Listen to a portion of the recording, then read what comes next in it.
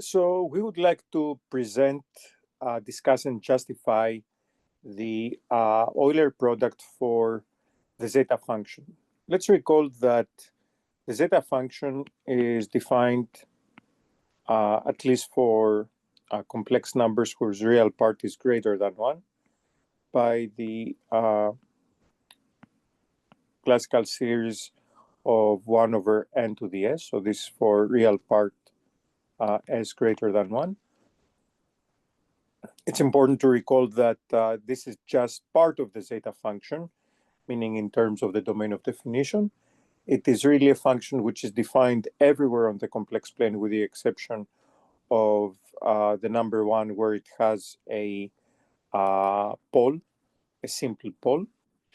And the idea here is that if we start taking this product, so let's say that we take a finite product of all primes that do not exceed a certain number n, and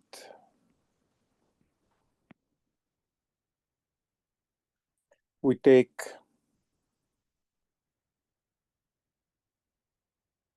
all these powers, or all these geometric series, if you like, then this should give us the sum of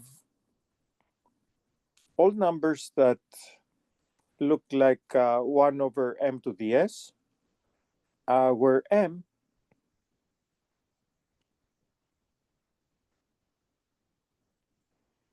runs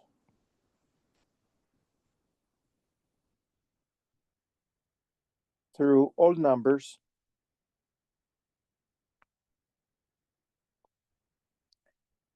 whose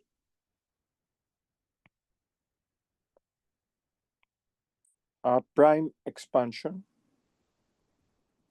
prime factorization, involves primes that do not exceed n.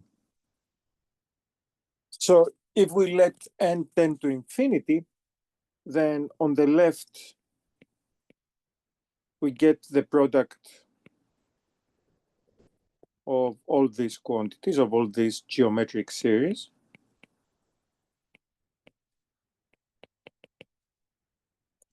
And on the right, we get the zeta function. So this pretty much tells us that the product over all p's of 1 minus p to the negative s is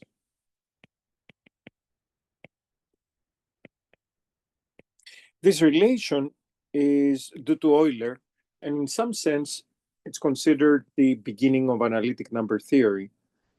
In fact, one can use it in a somewhat ironic way to show that there exist infinitely many primes. The reason is quite simple. If there exist finitely many primes, then the expression on the left would tend to something finite as s tends to 1. But the expression on the right, as we know, tends to infinity as s tends to 1. And that tells us that the product that we have on the left cannot be a finite product. So it has to be an infinite product. This expression for the zeta function is pretty much very, very important because it leads us to exactly the kind of considerations that link the zeta function to the Chebyshev functions. And that's all. Thanks for watching.